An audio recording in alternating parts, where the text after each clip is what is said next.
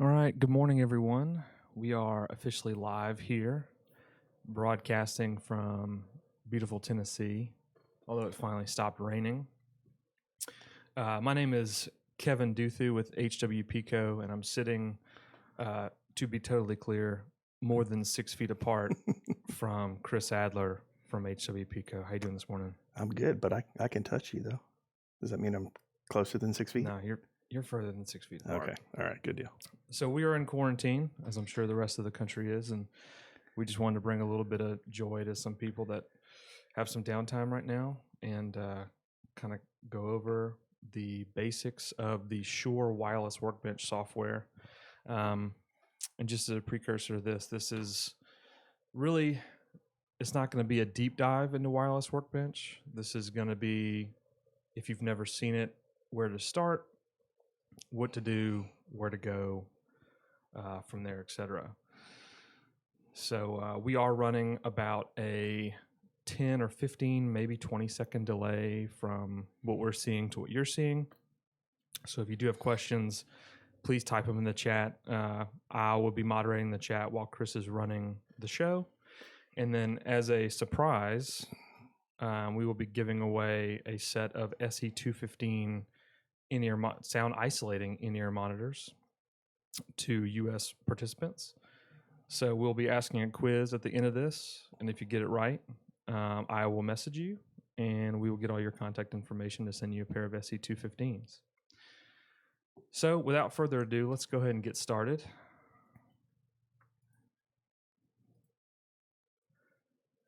So what are we going to talk about today? We're going to talk about what is wireless workbench? Why does it matter? How do you download wireless workbench? We're going to go over some initial setups, talk about some inventory management, talk about your location and why that's ultra important and what TV channels are around you. And then we'll get into how to find a clear frequency. And then we'll show you how to use a wireless workbench with any networked digital wireless, which we have some here connected today. So what is wireless workbench? Wireless workbench is it's a remote RF coordination and management program that Shure made a few years ago. It's really user-friendly once you get to know it. I know when I first opened it 6 or 7 years ago, I was kind of overwhelmed, but once you realize where everything has its own home in the software, you can navigate it pretty quickly. And, we can get up and running really fast. And we know guys that have been on the road and have never used it, and we show them how to use it. And now once they have all their networked wireless in the rack, they start the program, they run a scan, they get all their inventory situated, and they deploy new frequencies, and the show is usually trouble-free. But wireless workbench is a networking device as well, so it does allow for remote management over the network without any interruptions of your production. So you can, if you have networked wireless, you can monitor it, you can control it in some aspects, and we'll get into that toward the end of this. The most important thing of this, other than the networking and the connectivity, is it will do all your frequency calculations for you, and it will actually analyze where all your intermods are supposed to be, where they're going to be. This works for Shure devices or third-party devices. So if you have a non-Shure device, or if you have a device that's not in the wireless workbench system, you can actually import that. Something we probably won't get into today because it's a little bit more advanced. But it does allow for all RF devices to be coordinated by a single program, which really saves a lot of headache. So why does it matter? I get this question a lot. RF is rarely consistent, so you always want to plan ahead. And by rarely consistent, I mean it's rarely consistent. I know they had a lot of trouble at the Super Bowl this year. It changes daily, and we're currently in a certain phase of the FCC auction that is evolving every day. It's very fluid, and while we know where they're going, there's been a lot of customers lately that have had SLX in play for 10 years, and all of a sudden they walk into their house of worship or their meeting room, or they go to play a gig and the channel they've always used suddenly doesn't work. That's been a phone call that's popped up a lot as late. So always plan ahead with your RF. A lot of people think it's voodoo. I wish it was voodoo. It's not voodoo. It's very calculable. You can easily save all your shows and recall. So if you have a city you go to a lot, you perform a scan, you can save that. You can recall it and do a new scan, do like an A/B comparison. When you are using networked devices, you will get hardware alerts, which is really user-friendly. So if say you're a monitor engineer and you're using wireless Workbench and you kind of have it running on your laptop over here on your left, and if someone gets an audio overload or an RF overload, you will get an alert. And with the Mac OS operating system that we're currently using, you will actually get like a little slide-in alert, kind of like a text message, so you can really keep your eyes peeled and you can clear the alert and get back to work. Like I said before, you can create your own inventory, perform coordinations. You can also run some network reports. Which is primarily what we're going to cover today. Exactly. Yep. So if you want to play along, here's how you download it. We've shortened this link, so it's just bit.ly/WWBDL, all caps. It is case sensitive. So wireless Workbench download is what WWBDL stands for. So if y'all want to go ahead and grab that, we can. So now for the fun stuff. Let's go ahead and get onto the software. And I'm going to turn this over to Chris, and he's going to run you through the basic setup and coordination of everything. And without further ado, Chris Adler. What's happening? So we get a lot of questions. I know myself and my team, Kevin Duthu, as well as everybody else here at HWPco, consistently get questions of, what is Workbench, man? It seems cool. It's free, right? It's not one of those things that's included. I had somebody once at some point in time say, well, is it truly free or is it included? Well, I said, define included. He said, well, do you pay for something and it comes along with it and you have to use it? No, actually, it is truly free. So go ahead and download it, play along if you want to.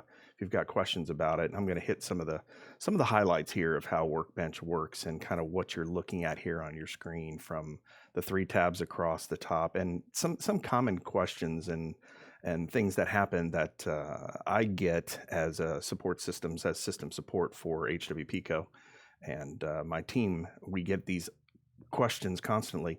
Hey, I've launched Workbench. I'm networked to a bunch of devices. I'm not seeing anything. Why is that? So the most common thing we end up doing, so let me just back up here a second here. I want to talk about the screen we're looking at. The current screen we are looking at, there are 3 tabs across the top here. Inventory. So if your gear is showing up that you're networked to, you will see that all right here in your inventory window. There is the frequency coordination window, which we'll get at here in a moment, and the monitor window, which I'm going to touch highly on, which is extremely powerful for a monitor engineer, even a front of house engineer, or an RF coordinator for that fact, to be able to see what you want to see right up front without actually having to be right next to the gear. So it's pretty awesome. So let's jump back over to the inventory tab here. I'm currently running on a MacBook 15-inch Pro here. This runs on both PC, Windows, as well as Mac, so I want to make sure everybody is aware of that. The menus look a little different, not much. They've done a really good job. I can give the UI team a props at Shure for doing a really good job to making sure that it looks great across platforms. So very happy for that. But the biggest question I get is, hey, I'm connected to my network. I know I've got all my gear in a rack here. Why am I not seeing it? So if you go up to Wireless Workbench down to Preferences, there's a preference window that pops up, and there's a network option right in here. So this is extremely important to know what your connection is. Currently, I'm here in Spring Hill on a wireless network. I usually recommend doing a hardwired connection to the rack if you're dealing with mission critical RF. Just for these purposes, we're doing everything over Wi-Fi. So I can see that I'm connected to that Wi-Fi connection here, the IP address. And if I were to go over and look at the rack, all of my rack IP addresses all fall within this same IP address range. So you can see that there. If for some reason you're on a different input, I dare change this because I will lose connection. So I'm not going to do that.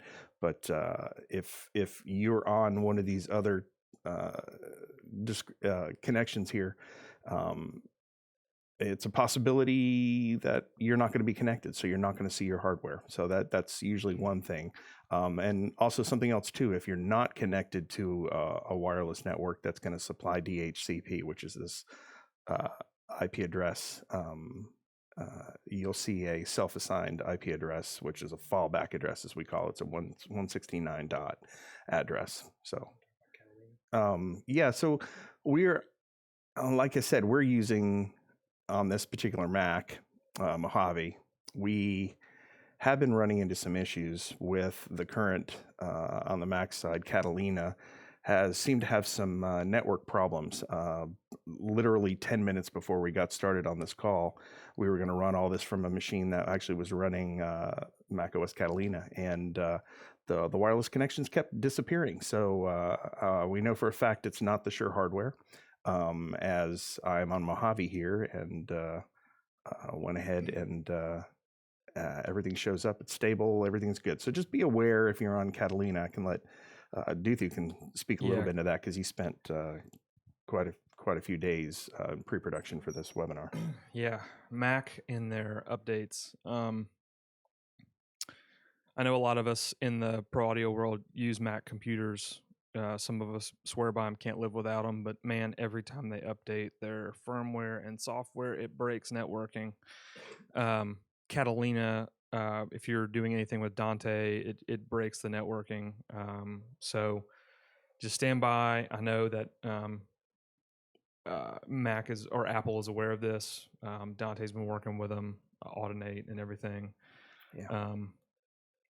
So we do have a question here. Let's see. Do you tend to go to DHCP or static? That's a great question.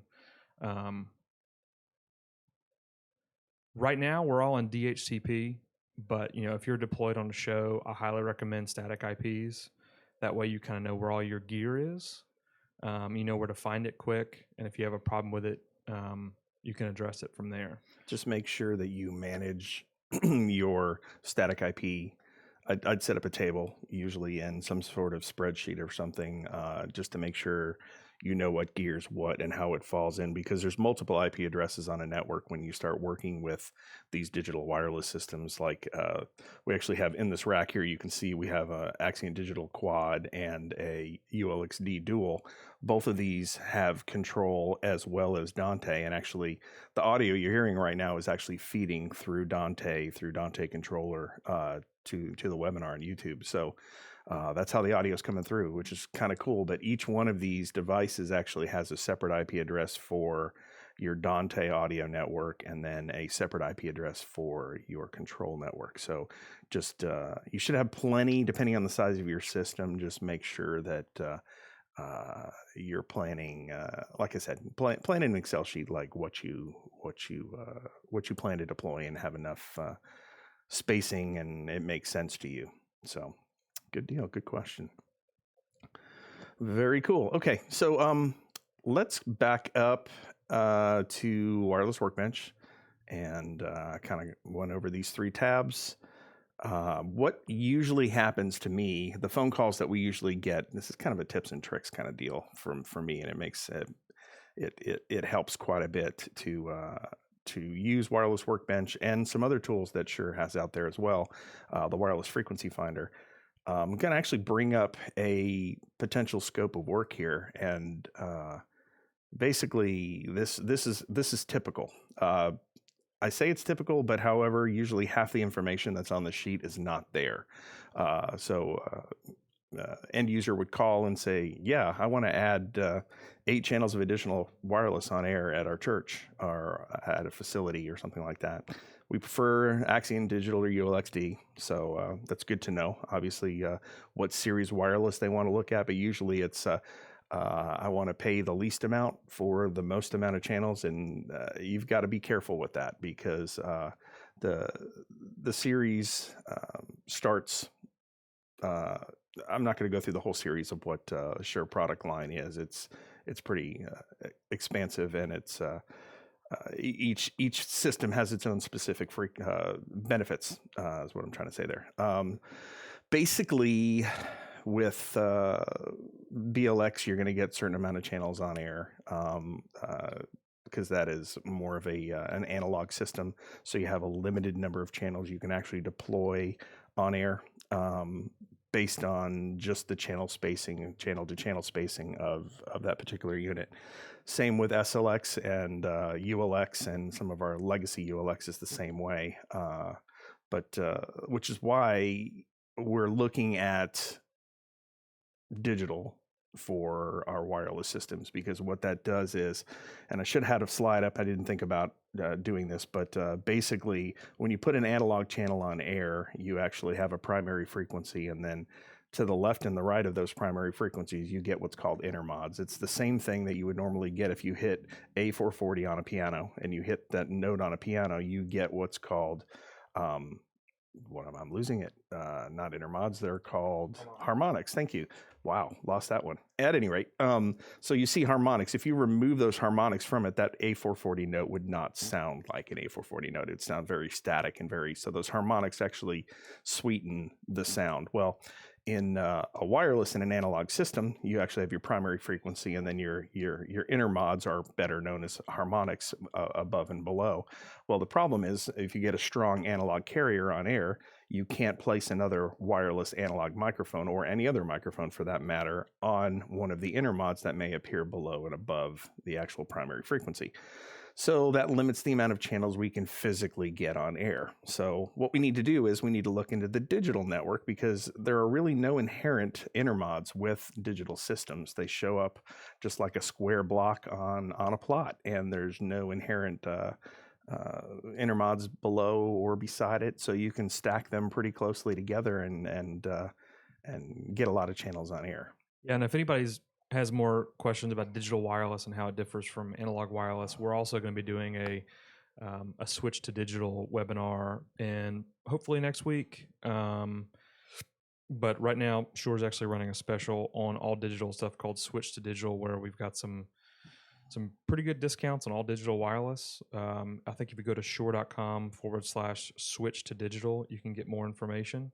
But we've got some really good information, and I'm really hoping to get one of the market development people from Shure on here, and we can kind of go around why digital is different from analog and vice versa. So stay tuned for that. Make sure you like and subscribe, and we'll make sure it hits you with that information when it comes. So yeah, let's say we want to get 8 additional channels of wireless on air. Cool. So we prefer Axient or ULXD. Caveat, we're also adding 4 channels of in-ear monitors. We currently have PSM 900. And then we just found out that Tom has his own BLX system that he uses for his gigs on the weekend that he would like to bring in and use whenever he wants. We've already found out that that's in J10 band. That's very important to know.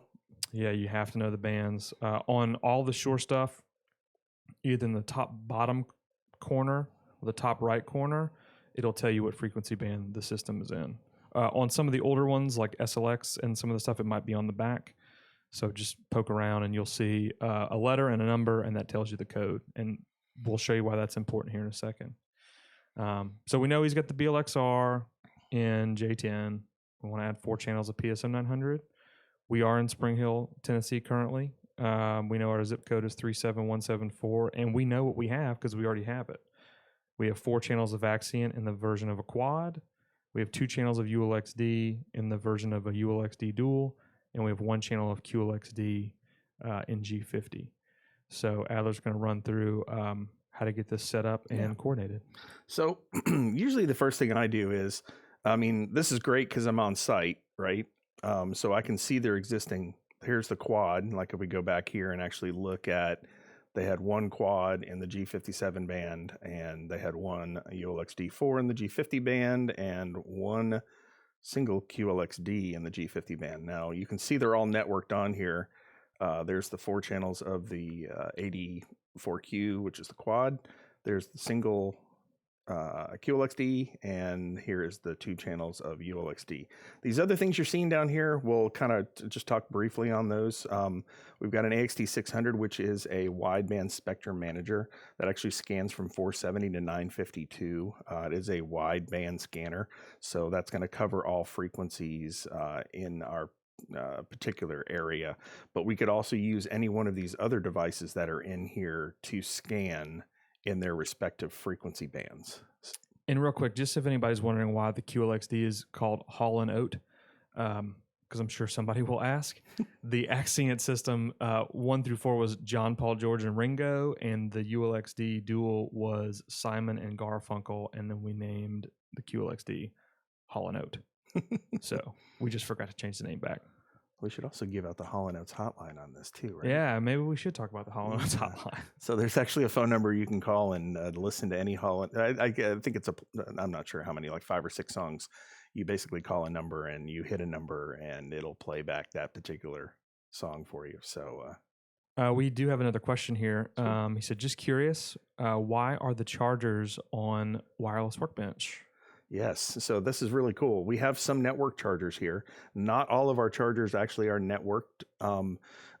We actually have an SBC 200, which I do not have an image of right here, but that is a non-network charger. That's actually what we're using to charge our our current microphones that we're using. So yeah, that's some of these chargers actually are network chargers, and I'm going to hit this in a minute here when we get over to monitor, kind of show what some cool stuff you can do with actually seeing those battery chargers on the network, because this actually brings up a valid point. I'm glad the question was asked, because all Shure outside of the high tier wireless, which was Axient Digital ADX, which is a different series, which I could spend probably 20 minutes talking about that. But basically standard AD4, and your standard 80 transmitters, 82, 81, basically they ship with alkaline batteries, but Shure has this phenomenal battery. And I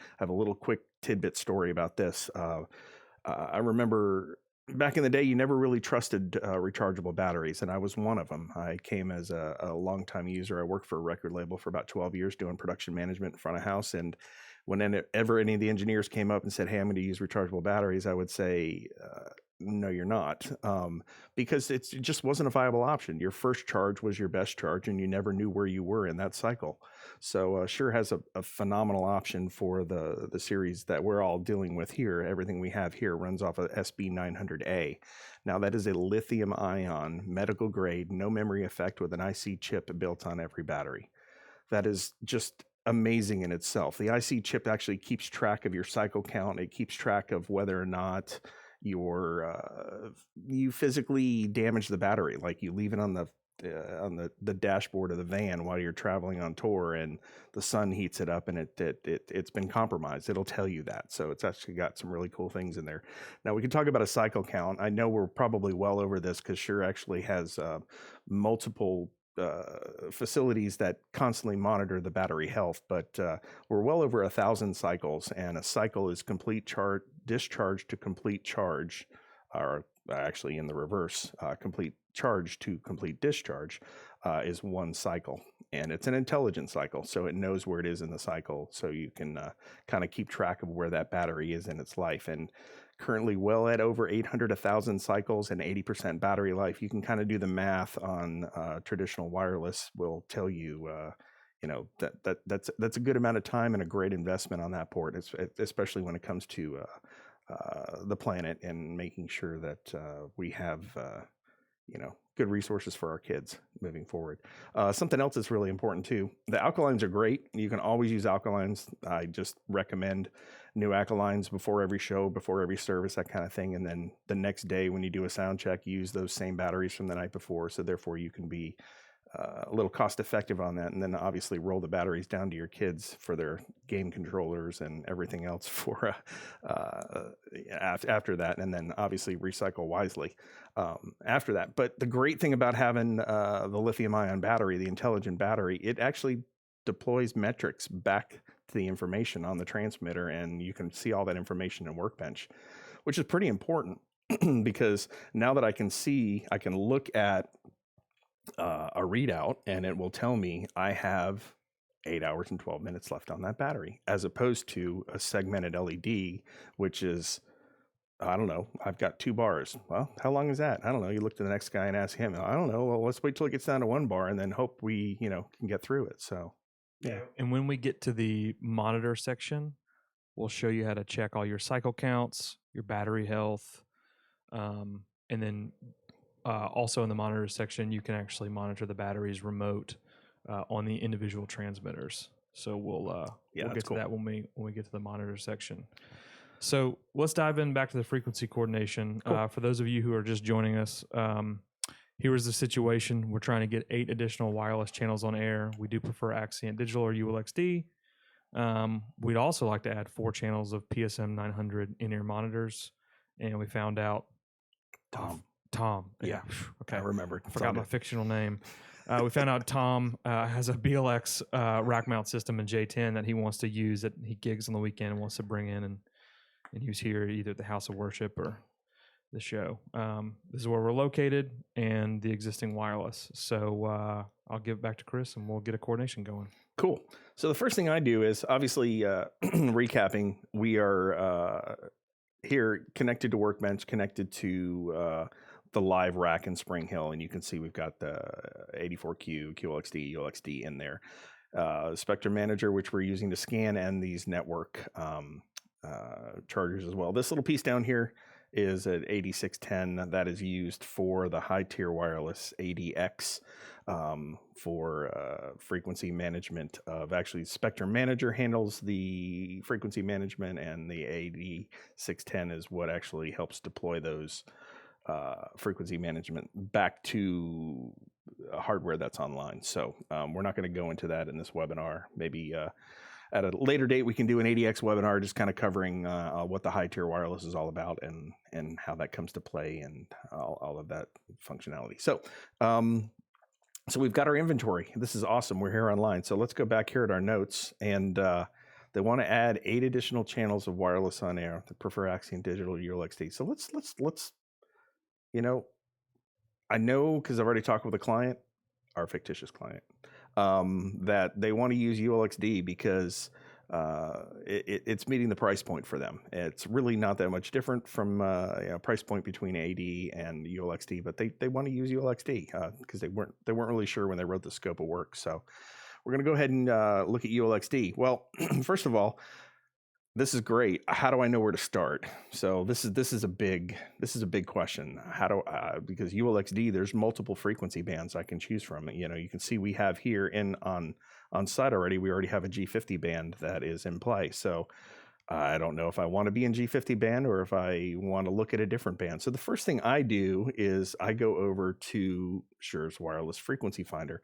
All of these links are available. You can Google Shure Wireless Frequency Finder. We'll post a lot of these links down in the chat after we're done with this webinar, so you have access to these things that are sometimes a little more difficult to find, but the Wireless Frequency Finder can be found pretty easily. You just have to type in Shure Wireless Frequency Finder, bring it here.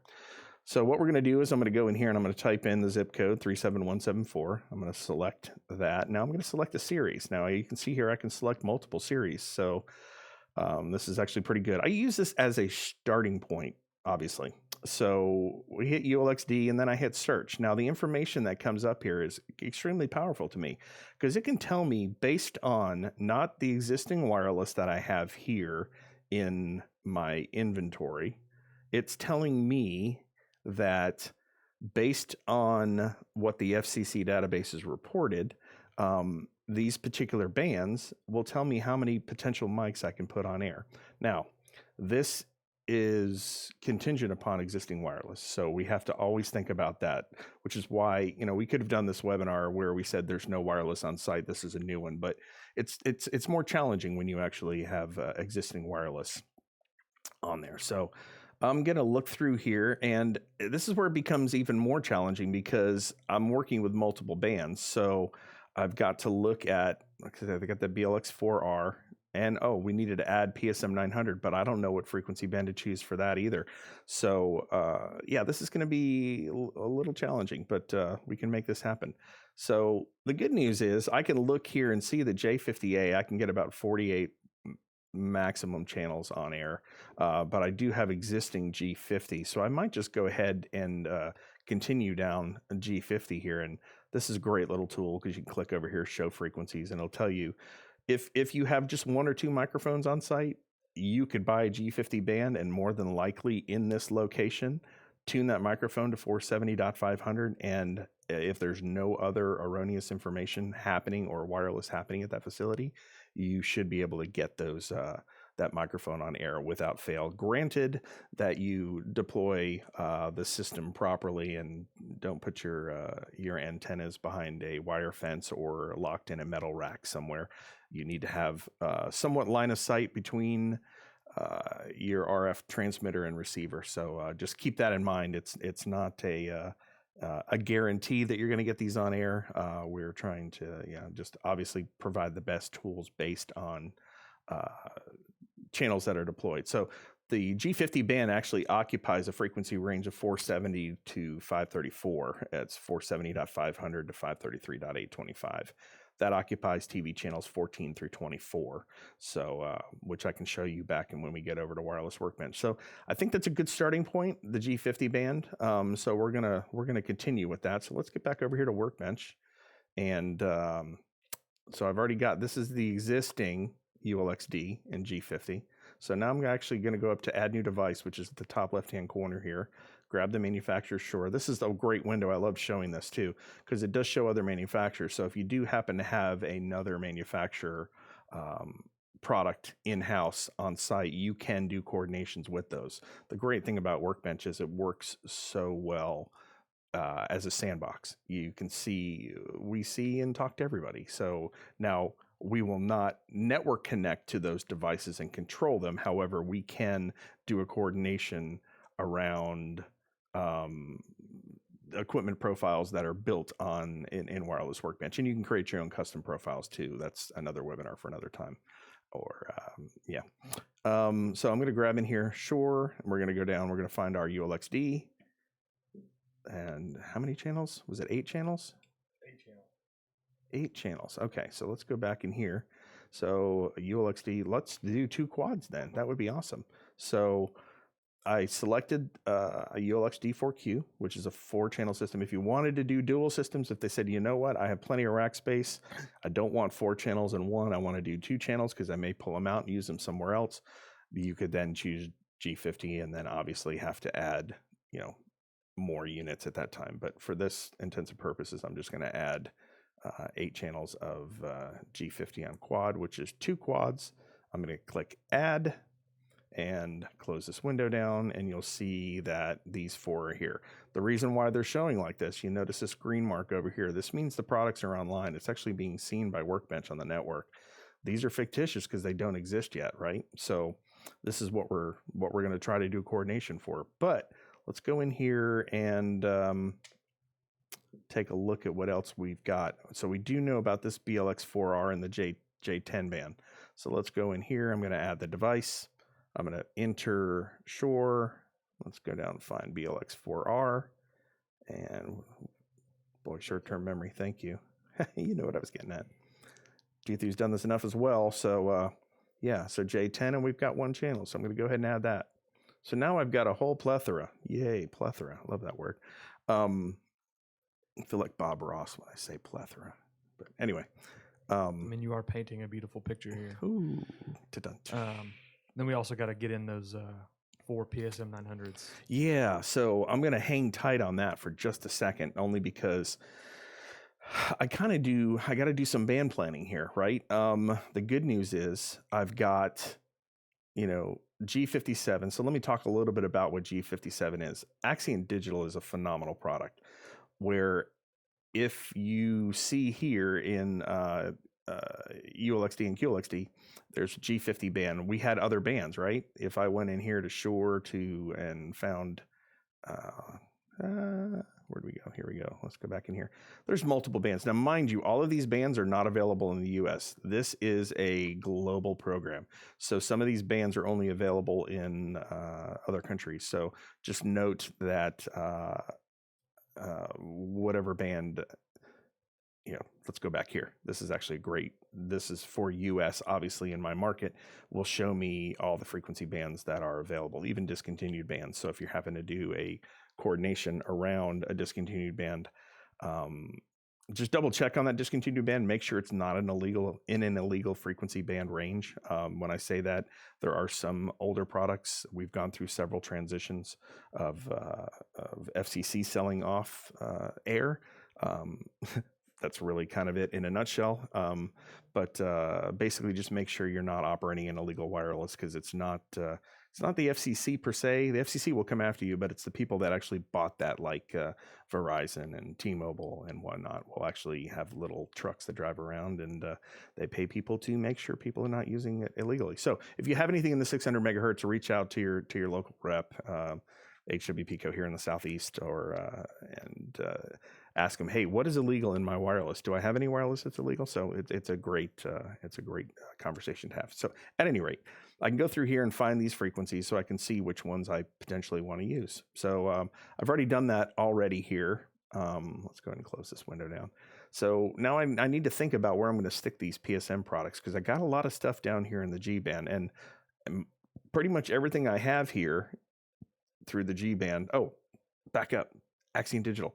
So G57 band, it is a wide band product. It actually covers the full spectrum of what is currently legal in the wireless world, which is 470 to 614, 616, somewhere in there. There's a little guard band up above that, but I'm not going to get too much into details of where that lives. But the great thing about it is you don't have specific bands for different products, like we have the G50 and the H50 and the J50A band for ULXD.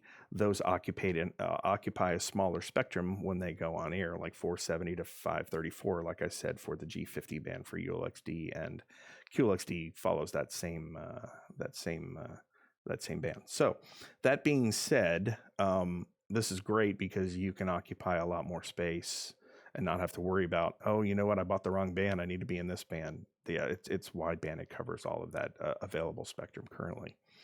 So that being said, those are great right there. And then the J10 is our wild card. So wireless workbench is I love using this word.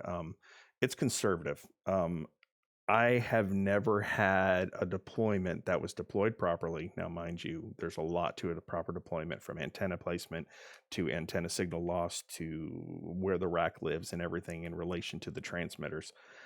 100% of the time, if I do a coordination in wireless workbench and I go to deploy it live, it's going to work, granted that nothing has changed in the RF spectrum between the time you calculated and did your coordination till the time you get there. Of course, anything can change. Somebody can walk in with a wireless microphone and turn it on and totally, make your coordination fail on one side or another. So, yeah, I've got all these products in here. This is awesome. This is great. So I do need to choose a PSM product. So I'm going to, just because I'm down in the G band, that's a lower G band PSM, I'm going to go in here, and I often at times go back here.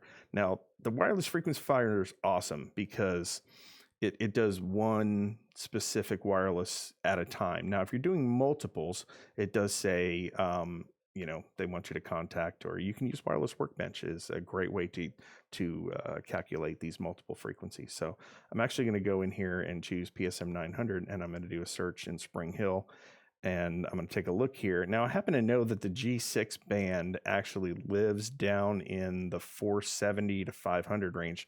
I've already got a lot of stuff down there. So now you got to also think PSM, it is an analog system. So you're going to have intermods with this, which are going to affect your digital systems somewhat. So we need to make sure that we actually get these bands on air. So there's our G6, right? I could use that. I can get 20 channels max on that. G7, it's just a little bit above it. That's actually hitting 518 to 535. That may be a good one, but I got to remember my G series, G50 series, ULXD and QLXD actually go up to 534, so that's a little low. I can do L6 here. Let's discontinue. Okay, well, this is going to get really challenging. So let's go ahead and choose the G7 because it's a little bit on the higher side. And I just use this as a, just a starting point. So I'm going to go in here and I'm going to add, Kevin, do you remember how many channels we're going to do? 4. Awesome. Yes. So let's go down here, PSM 900 and what did I say? G7. There it is. And we're going to add 4 of these. Add. Now we've got our whole, I haven't even done this yet. I need to make sure that we save and save often. So Spring Hill, Tennessee coordination is what I'm going to call this. And, I just want it on my desktop so I can see it. So normally it would go into a show files area, especially if you're a touring musician, you probably want to have that in multiple, in your, the default location. That way you can all pull them up, but you can put them anywhere you want to. So I'm going to go ahead and save this so I actually have it in case we do experience some problems here. But at any rate, okay. Now that we've got all this inventory, now the good news is I'm on site here, so I can actually physically do a scan. I kind of look at these, how we deploy these things in like 3 different levels. I look at it as like a 30,000 foot view, a 15,000 foot view, and an on the deck kind of view. 30,000 foot view is I'm using wireless Workbench to find what frequencies I can utilize. Obviously, if you have multiple series and multiple bands, it's not going to help you that much, but it kind of gets you close to what you can use. Hence the 30,000 foot reference. Now, the next thing that I do is looking at a 15,000 foot view. So if I look at a 15,000 foot view, I'm going to move over to the frequency coordination tab over here. And I'm going to go over in this bottom right hand section here, I actually have spectrum.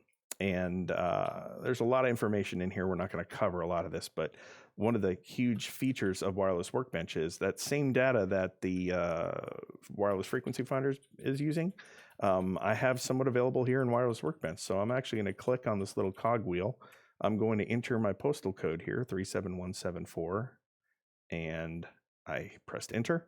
And basically, it's going to pull up all of the digital channels that I have. These are digital TV channels that are on air that I need to avoid.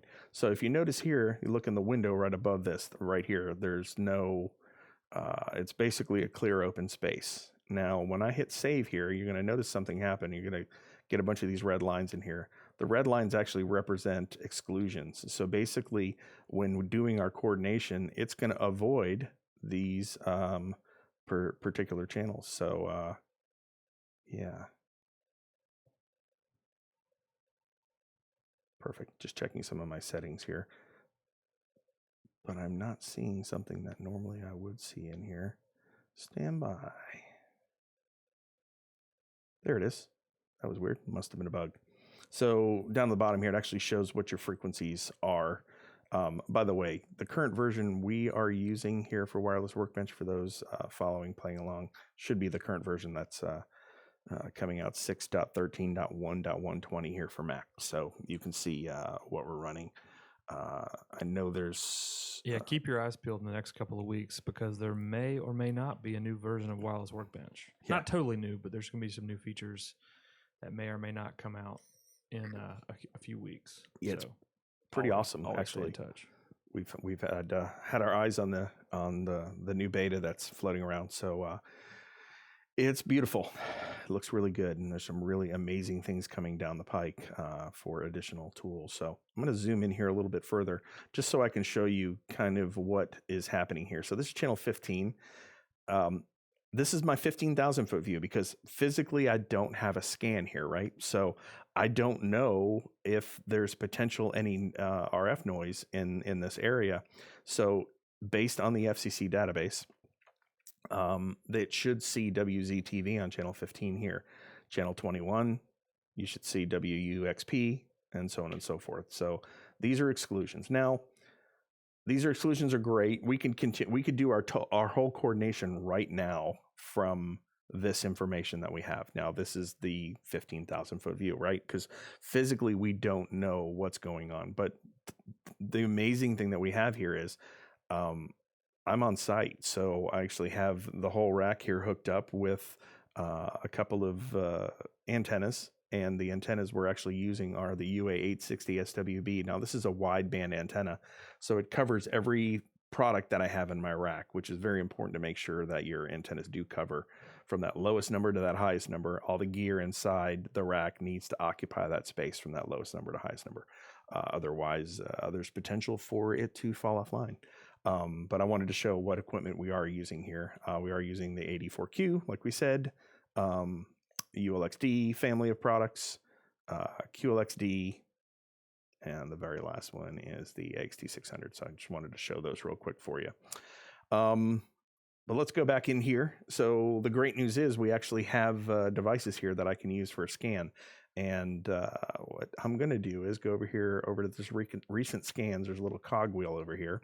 And if I click on that, it'll show all my devices online that I can physically do a scan with. Now, this is pretty cool because I think I'm going to use the AXT600 because it's got the widest scan. It's going to cover, you can't really see it here, 470 to 952. That's a pretty wideband scan because remember, I've got stuff in ULXD that only goes from 470 to 534. So that's going to more than cover all of that.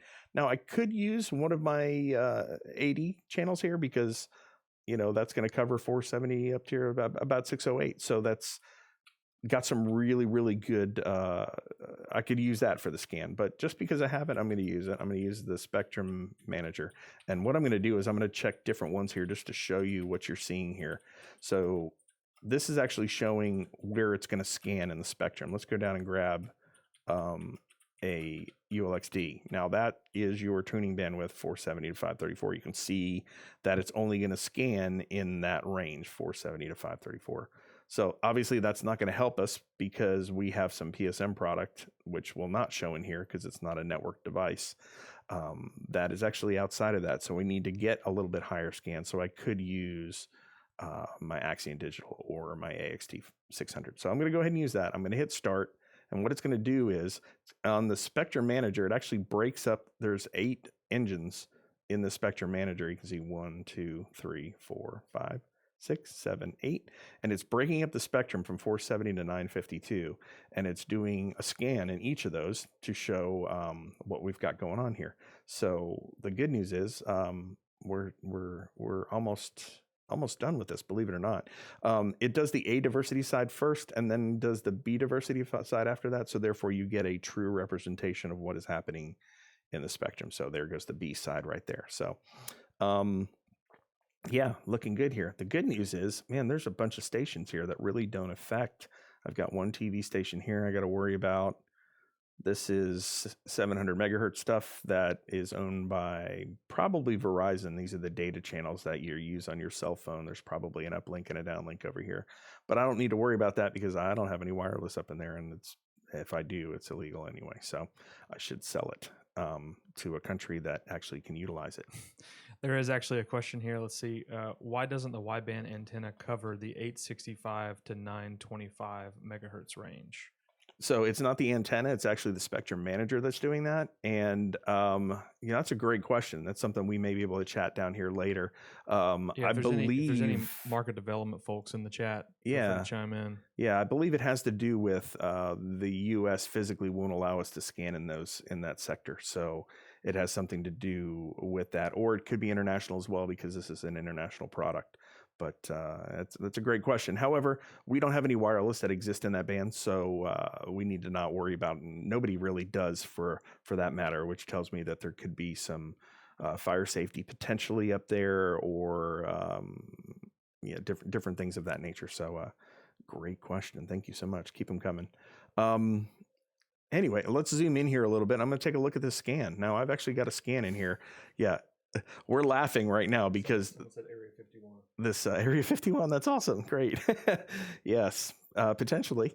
We're also laughing. I laughed at this because our antenna placement is not optimum here at this pseudo location. So I think we're getting some erroneous noise floor in here on the lower 400s. But at any rate, this is extremely powerful because I can look at this and I can see physically, if I put an antenna out, I could pick up WKRN from this location.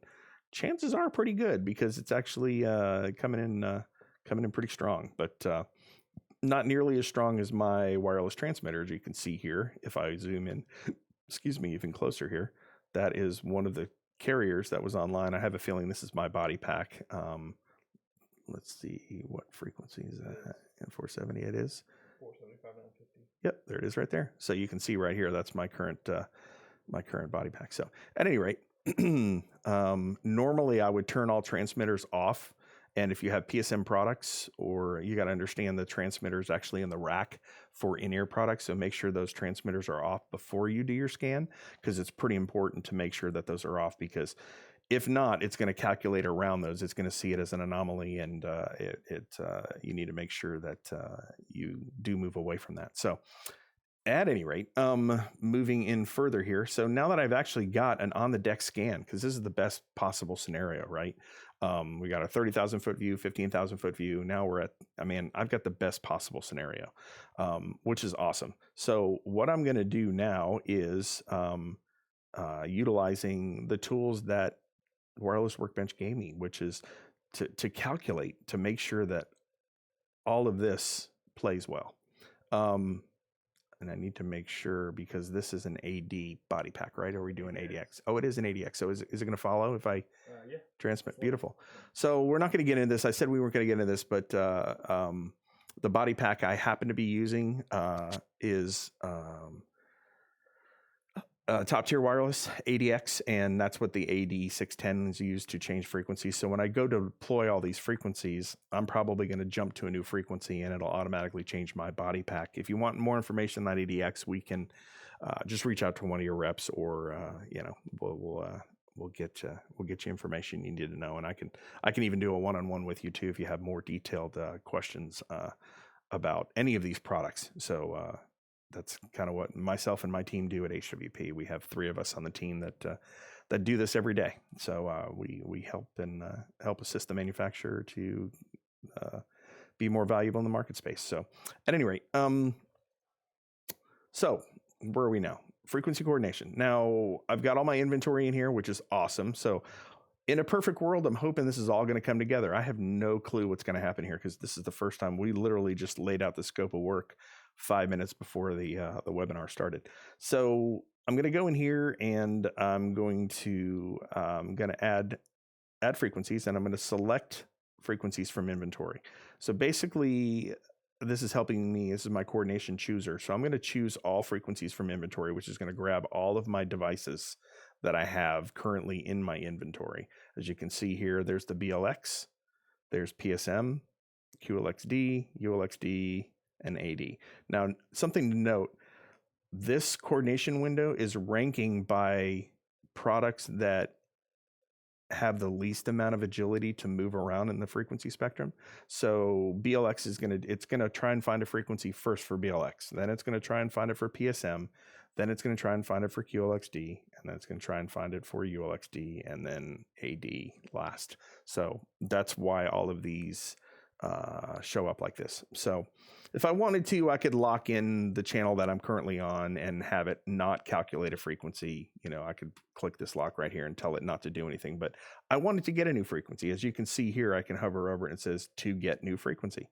So this is actually pretty cool. Now I'm going to back up 1 second. One of the default features of Wireless Workbench, and I love that this feature is available. That if you go up to Wireless Workbench and then down to Preferences, underneath the Coordination tab, the little piece across the top here, and this is a new machine for me, so I don't have anything. I've never launched Wireless Workbench on this machine before. So basically, this checkbox right here, which is automatically calculate backup frequencies, that's turned off by default. So I actually like to leave that on. I turn that on and I save it. And the reason being is, say this client that has all this wireless decides it wants to add more wireless later. Well, if there's more potential wireless I can put on air with existing products, it makes it easier for the order process when we go to order more later. So it'll give me a list of backup frequencies. So again, Wireless Workbench, Preferences, coordination tab, hit the little checkbox that says automatically calculate backup frequencies. So it says check this box to automatically calculate backup frequencies for your show. Make sure you save that. I don't need to save because I've already done it. We did have one question come in that says that they currently own some ULXD X52 band, and they were wondering why the AXT600 didn't scan 902 to 925. Sure. But it did. We just don't have it on the screen. So if you can scooch over, we'll show David. There you go. There's the 902 to 925 range. It hops that gap, and then it scans that 902 to... It's right here. Technically, that's part of the scan that we don't do. There actually is another tool in here called Site Survey, which is used for the 902 to 928. And this is where you would normally do an X52 band. And if you have X52 and you're deploying this, I do recommend running this for 24 hours. You basically pull a site survey, and it basically comes up and runs. And I can click on it real quick. This is kind of impromptu, but basically you would do a scan on that device to kind of see what you can do, because there are various products that do live up in that area. But the biggest thing that you run into with that frequency band from 902 to 928, things are not consistent. So what you're going to see in there are like here we have Middle Tennessee Electric or Columbia Power in Spring Hill, and they have these wireless boxes on the side of the house. Those operate in those ranges, but they don't always broadcast. So when the meter guy comes by, he'll request it. It'll come over. It'll turn on request. It may shoot for 15 seconds and then stop. So if you happen to do a scan when that thing's not broadcasting, you'll get false data. So that's why we want to run those that site survey for an extended period of time. That way you can get a true accurate as to what's happening. I think when I first got an X52, I put it in my garage right next to my water meter, and I ran it. And basically, after 24 hours, I could deploy like 3 frequencies because it's a narrow band, and it was directly next to a transmitter. So that was affecting it. So it's pretty important to note that. So you're not going to see that frequency scan in the wireless workbench because there's different products in that area, but you can. The tool is there. Yeah, that's why you're the tech guy. No problem. That's what happens. Not that big a deal. So, yeah. So, what are we doing here? Okay. I already turned on automatic backup frequencies. Now we're ready to calculate. It's as easy as going in here and hitting calculate. And it's going to go ahead and it's calculating. So it's going to run for a minute here. It's calculating additional frequencies. So I can look at this. It's found 34 of 34 frequencies thus far. I have a feeling we're going to run out of space. I'm scrolling up here to kind of see. Looks like it found one for BLX, and it found a backup frequency for BLX, which is cool. As you can see here underneath the prime. That's why I like the automatic backup frequency option, because if somebody else comes in with another J series BLX, they can tune to this frequency right here, and it would still work with the rest of the coordination. Looks like all 4 channels of our PSM 900 is coming on air. That's all compatible. Sorry, it's just jumping around my computers. There we go. It's done. So there's my primary frequencies. I do have a backup, so if they decided to add one more channel of PSM 900, we could potentially get that on air. So that's good. QLXD, 2 additional frequencies over that primary. And here's our ULXD primary frequencies, 8. And there's a couple of backups. That's always good. Now, mind you, if we didn't have any analog systems in here, like if I redid this coordination and took the BLX out of there, you would see a lot more backup frequencies, like kind of what you're seeing here with the AD, because it's a wider band product. There's more frequencies, and you're noticing these frequencies are more towards the upper high end side of the frequency spectrum. So what we can have available. So what do we do now? At this point, I can actually go up, and 9 times out of 10, I would actually just create a coordination report for somebody. Now, this little tab right in here, there's a lot of little features in here. I'm not going to go through every one because we would spend 10 hours on Workbench on this. So basically, I'm going to say I'm going to create a coordination report that shows active channels and backup frequencies. I can include anything else I want in there too. But I'm just going to leave the default there and click Generate Report. Now, this is awesome. I would send this to a rep or to a dealer any day to show, hey, this is the coordination I've done. active 20 channels, which include all the ULXD, including the stuff that's on site, and G57, J10, and the additional products. But here's the more valuable piece to me, because we checked that little box on there that said calculate automatic backup frequencies. I have these. So yeah, okay, they know what they want to buy now, but you know what? Next year, they'll have a whole new budget. They may decide, hey, you know what? I need to add 4 more channels of something. Well, we've got something you can do here. I don't have to go recreate this coordination again if I want to add 4 more channels of ULXD or QLXD. So, yeah, absolutely love this. So it's a great thing. And what I do at this point, I usually export this as a PDF and email it and send it off. So this is a phenomenal report. Now, usually what I do at this point is I would go ahead and assign, because if you can see here, a lot of these still say find best frequency. So the report doesn't really match what our inventory is, but I want that report to match the inventory. So after I've completed that calculation, I'm going to hit assign and deploy. And I'm not going to go too much in here. I'm just going to, there's a lot of things I can do in here. And we're already over an hour here, actually just at an hour for the webinar, and I wanted to kind of keep this precise. So we're going to go ahead and deploy to inventory, and what you can't see is our racks here are flashing like crazy. So we just deployed all new frequencies, and actually I jumped to a new frequency on my what am I on now? What channel? Oh, Kevin lost his microphone because he's not using ADX. So yeah, I'm using the standard AD transmitter. I'm not using the Choose Your Own Adventure Axient Digital Enhanced. But yeah, Chris's body pack swapped frequencies from, what was it, 497 to 597. And as you heard, he didn't lose any audio. Yeah, so that's what's great about ADX. So yeah, definitely make sure you tune into the ADX webinar, because we're going to go for a little deep dive on the ADX journey. So, man, we've just done a coordination. So this is awesome, right? So now I've got a PDF, which I never saved here, but let me just go ahead and generate this report again. I'm going to export this as PDF, and I usually try to name these shows as what they are. I would put Spring Hill, Tennessee 37174 coordination DTHUs. Try not to use punctuation in a file name. So, and I'm just gonna drop that on my desktop so that I have it handy and can text it over to somebody. And this is valuable information.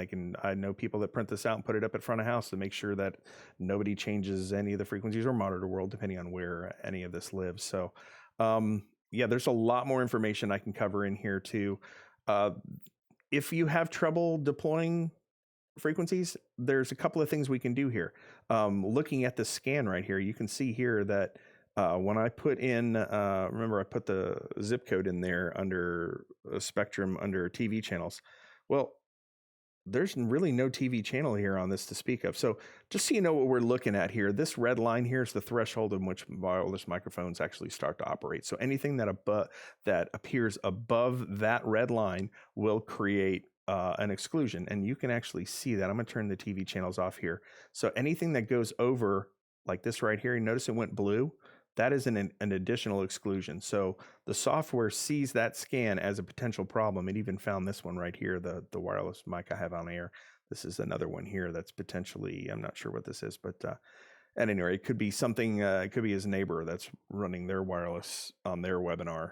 Yeah, right. Anyway, there's something else in interference that's causing that problem. So we can choose to include that or not. But what more important here is, when we go back down here and we actually looked at our primary frequencies and our backups, all of this stuff down here, what we did in that coordination report, which is right here. So our coordination report, all these backup frequencies that are down at the bottom here, that's valuable information, but I might be able to get more on air because why?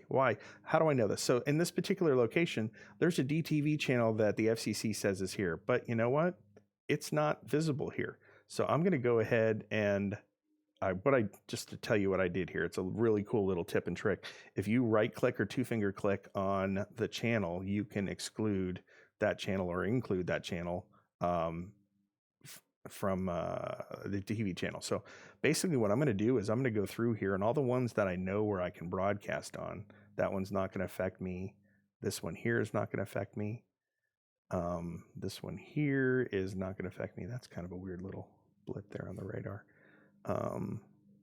These up here, this is getting high in our spectrum. That one I'm going to leave. It's kind of close, you know.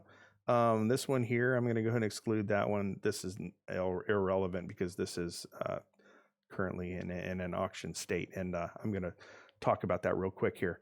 God, so much to talk about in such a little amount of time. So now I'm going to redo this coordination. So let's go ahead and recalculate frequencies again. Remember we had 34 before. We should see this number grow a little bit. Yeah, we got 2 more on there.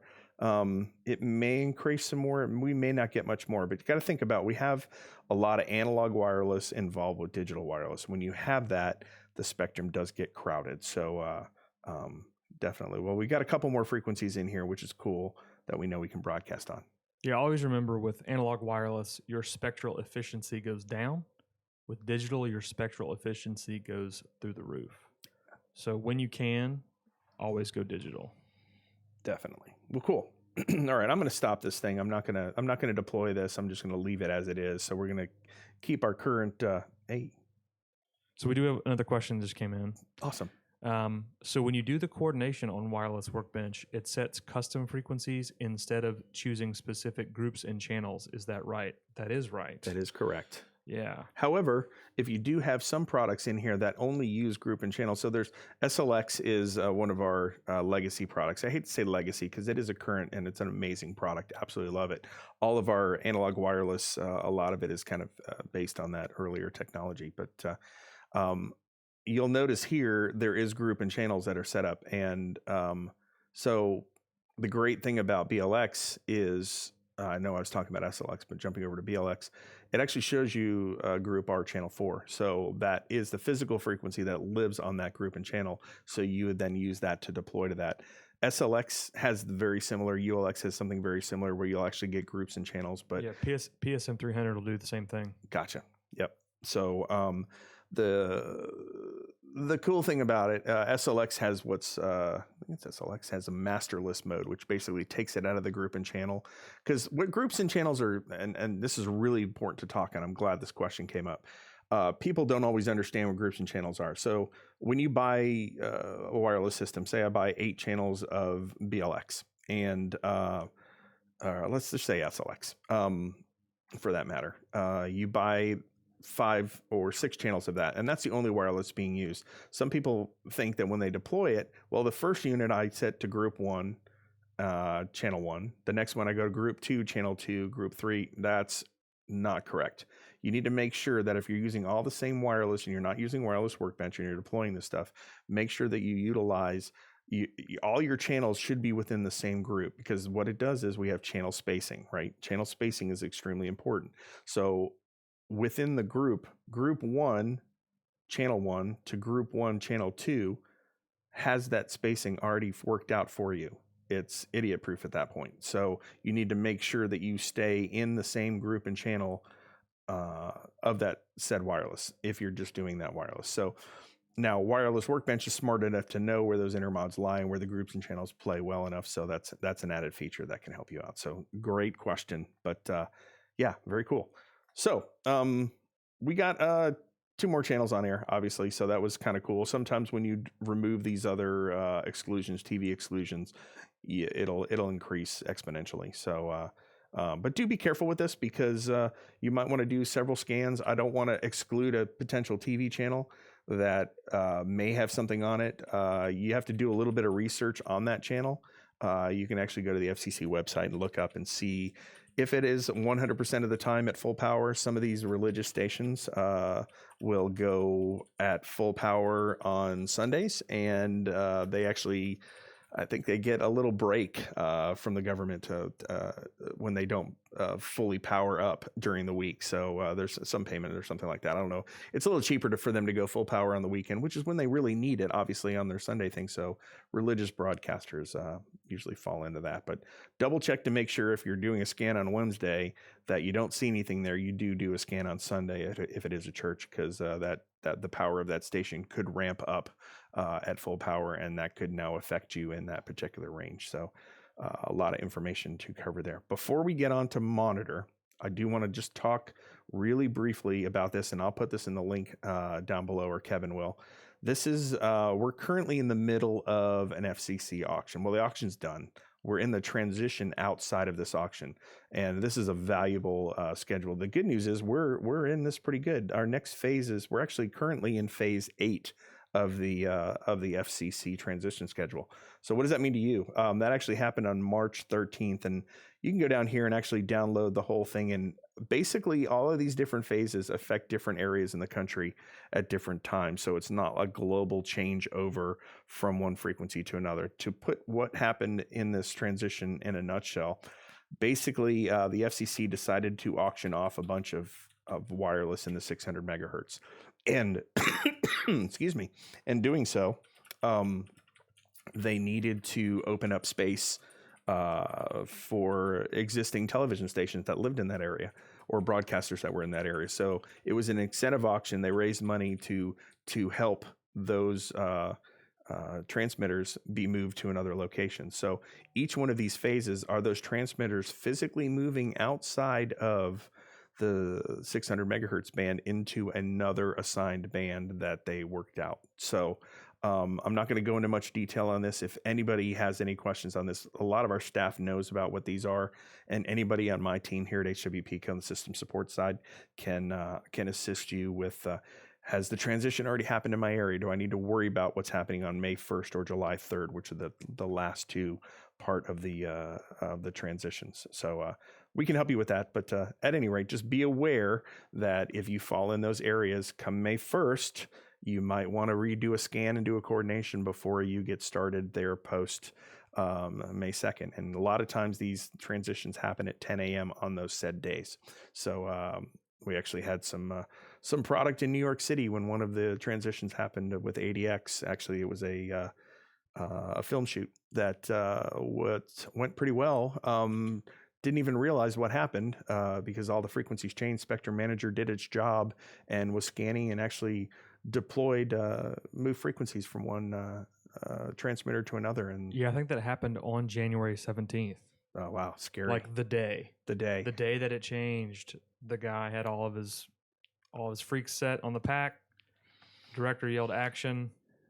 It was nothing but noise, and he had the AXC 600 and the show link enabled transmitters, and everything hopped over and found new frequencies, and they didn't lose the take. So that's pretty awesome. once again, I can't speak highly enough about ADX. It is literally mission critical, ultra plus job saver for us audio guys. So like I said, make sure you like and subscribe, and stay tuned. We'll make sure we do an ADX special. Cool. So anyway, I'll post the link down in, you can't see me, I'm pointing down like you can see down below in the comment section. We'll put down there the link to the FCC.gov website, as well as the frequency finder, and obviously wireless workbench as well. So cool. On to the last little section here. One of my favorites is this little monitor section. So there's a lot more features in here, again, that I'd love to cover, but we're going long here, so I want to make sure that I don't lose everybody's attention. But we got all the time in the world, dude. We're quarantined. Oh, that's right. Yeah, quarantined. I got to get toilet paper and milk and stuff. So, no, actually, we've got plenty. I don't know what the deal is with that, but at any rate, it's the new currency. That's right. That's right.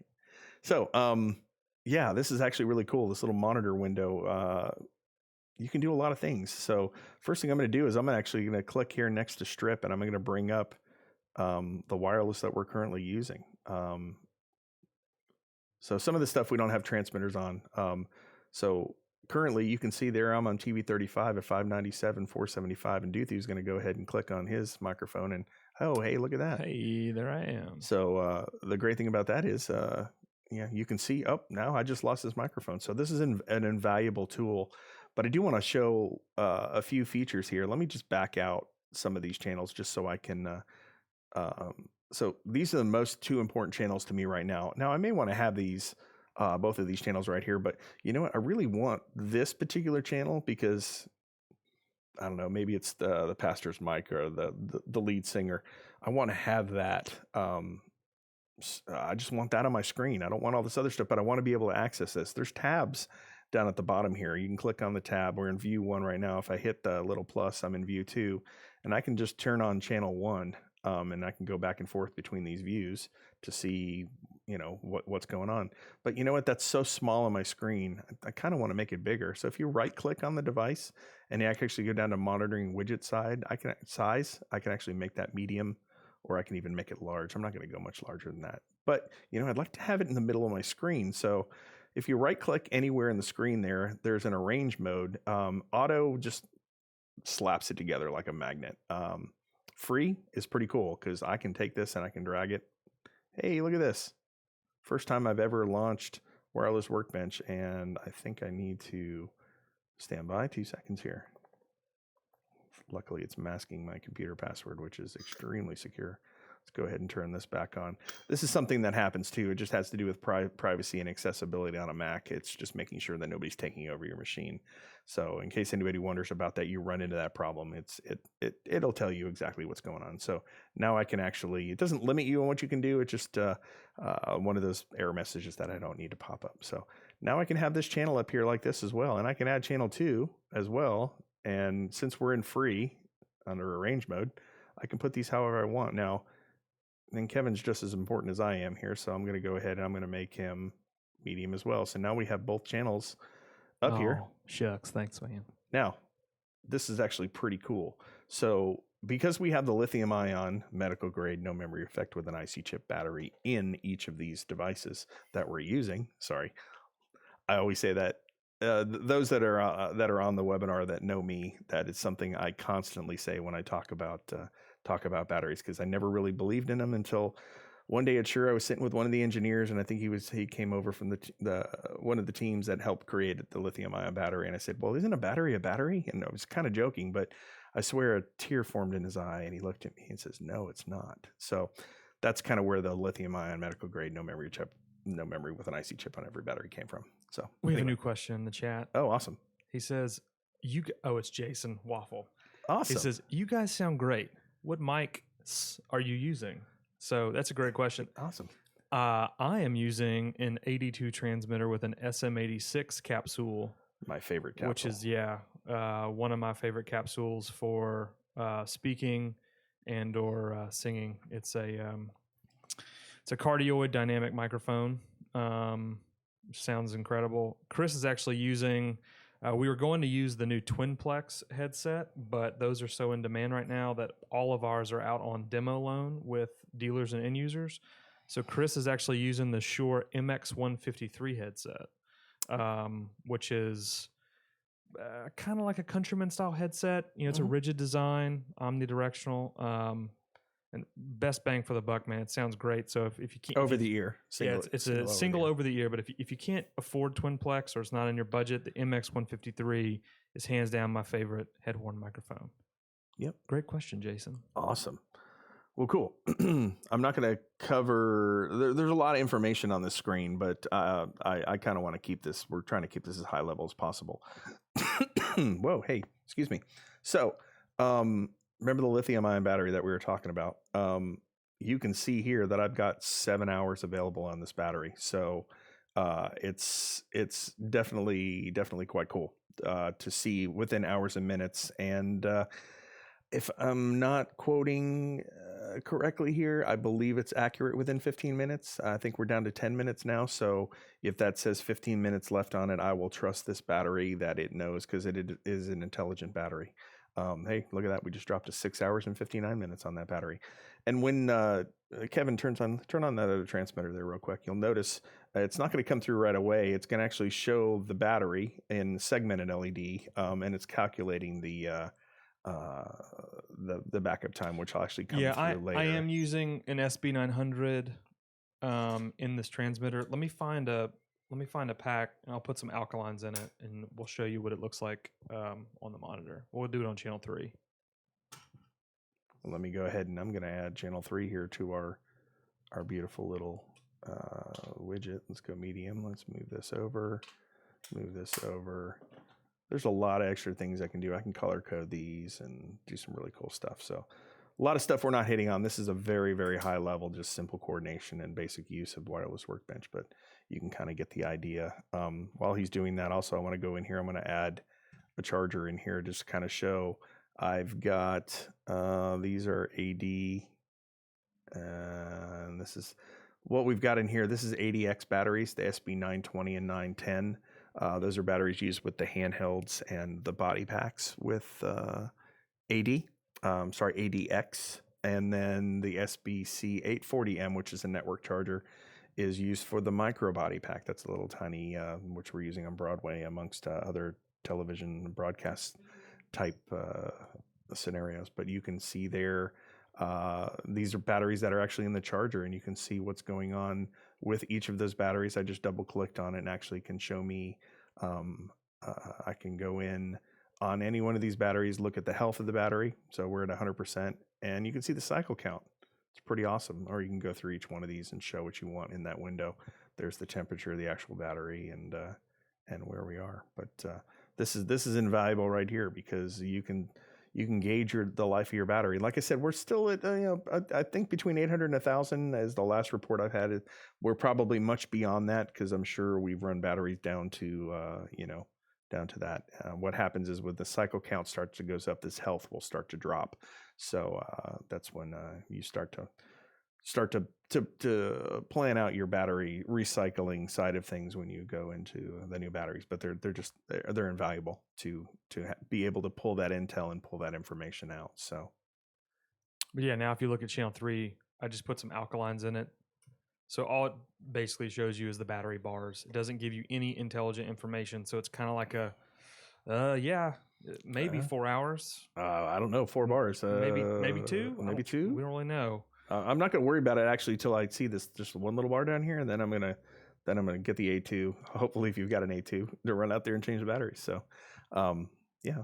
Yeah, we do have another question that just came through. It says, does wireless Workbench allow mock scans by entering zip codes that display scans based on history? So that's a great question. The program itself does not, but I believe there's a Facebook group. Is it Wireless Workbench users? Still working on that. I know Shure's doing compiling. I'm not sure if it's hit full fruition yet, but they were talking about a different place where people will share scans across the country. Like if somebody's at American Airlines Arena or something like that, or at a location, they will save that scan and upload it. As long as you get a part of that. If I find those groups or whatever, we'll post it. Or if we actually have an actual link to, I'm on so many different beta teams at Shure, it's hard to remember what's live and what's not. So we will. It would be nice to just have like a database, even if it was like a Google folder or something with some different scans. But it gets kind of dangerous because it is, like you said, it's a mock scan. It's not live, so you could use it for like just practice. Mm-hmm. But I wouldn't base a coordination on it unless you knew the data was 100%. Well, relevant to the time in which you're doing it. So if these forms exist and you get on there and you see somebody did a scan in your zip code. Now, mind you, a television station can vary in its strength from mile to mile to mile, depending on topology of the actual, what's happening too. So where that's going to be helpful is if somebody is actually in the venue where you're at and they did a scan the night before at the show and you can utilize that data, that can be extremely helpful to you. So we've been trying to put together this database for years, and a lot of the RF coordinators, the big guys in the world, share this information because they have their own little homeboy network, that they all talk and whatnot. But we can usually try and get our hands on. If you're looking for something specific, just reach out to one of us, and we'll see if we can get you a scan close to that or nearby that to get you that on the deck information. We do have another question here. What is encrypted? Encrypted. Ooh. So that is an AES encryption. Actually, we don't have that turned on here. What that allows you to do is basically make it so that nobody can listen to that audio, because I can almost intercept any audio transmission across the air. What it does is it actually creates an AES 256, which is the standard government standard for for actually AES 128 and 256. 128 is on some of our other products. I think MXCW, which is another systems type product, not a pro product where these wireless are, where the encryption is utilized. But basically it is encryption between transmitter and receiver. And basically it creates a key, digitally sends it over from the transmitter to the receiver, and it links both of those together. So at that point, that transmitter and that receiver link, and nobody else can kind of listen in on that. So it encrypts that. That's really good in courtroom scenarios, or where basically you don't want the ability for somebody to listen in on your conversation. That could be federal, state, whatever. You know, a lot of times they use them in courtrooms. Often at times they'll use that in corporate boardrooms as well, just because of the highly sensitive information they might be talking about this new product that's coming out. So yeah, there's that's a really cool feature that's not available on your older analog systems. So like your BLX system or SLX does not have that here. That's a feature set of your digital wireless that you're going to see with QLXD, ULXD, and Axient Digital. You're not going to see that on your PSM products either. That's not a feature on that product. So great question. That's awesome. Yeah. So you've got your different views here, which are awesome. So you can, usually I have one view that has all available pieces that are online. Now, obviously, I'm going to add these other ones because these are the other channels that we added. Now, you'll notice that they're grayed out. Now, if we were to take this rack and leave it here and then order this new wireless in and network them all together, they would turn color just like this. They would no longer be gray. The reason why they're gray is because it's inventory that's not physically found online right now. So we can't see anything live on those particular things, but it's a great way to monitor. But these views are invaluable for me to be able to pull up and see any information about the receiver I want to, and the transmitter for that matter. So yeah, cool, man. We've covered a lot, and a lot we didn't cover as well. So that was a lot. We this was supposed to be basic setup and coordination. We went. That's my problem. I get so excited about this, right? Yeah, we went pretty wicked on it, and we really haven't even scratched the surface. Yeah. And just a reminder, this is a free software. I know I've seen a couple questions in the chat. Where do we get the software? If you just Google Shure Wireless Workbench, you will find it pretty quick. It is very accessible for Mac or PC. One thing we didn't touch on here in regards to the monitoring section, any iOS, iPad, or iPhone users out there, there's also an app called Shure Plus Channels, and that will actually allow you to remotely monitor any of your wireless that you have on the network on your phone or iPad. So you can connect to your Wi-Fi. You can monitor things with certain wireless systems. You can actually control some of the wireless. So it's a pretty invaluable tool, especially, I know there was a question up here we're going to get to here in a little bit that was talking about having to coordinate around, there it is, having to coordinate around channels that are in a hotel or a conference center. If you had the ability to get all those networked, you could actually walk around the conference center, monitor your RF in a large scale environment like that. So Shure Plus Channels is a very useful tool. The app itself is free on the App Store. The only thing you have to purchase are the individual series of wireless. So if you have ULXD, you'll have to buy that module, and if you have Axient, you'll have to buy that module. Only if you want to control the product. So correct. From a monitor standpoint, you can just use Shure Plus Channels as a free tool in your toolbox. But if you got to be careful with it, obviously, if you purchase it and it's by family, if you do purchase that add-in section of it, that you are next to the rack or have the transmitter there on anything other than ADX, like QLXD and ULXD, you can physically go in and actually click on the frequency here and change it to something else. Well, that's awesome that you can do that.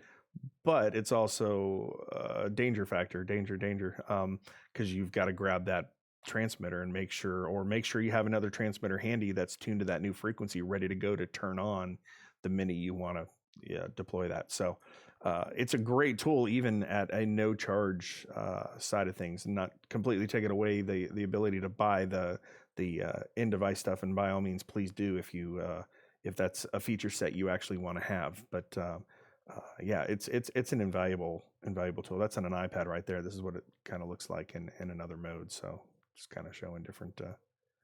Yeah, you can go download it right now and you can play around with it all you want. Yeah, well, but basically how you deploy this is, just so you know, you would have your network with all of the devices that are connected to it. We have a 16-port switch in here that we're using, gigabit switch.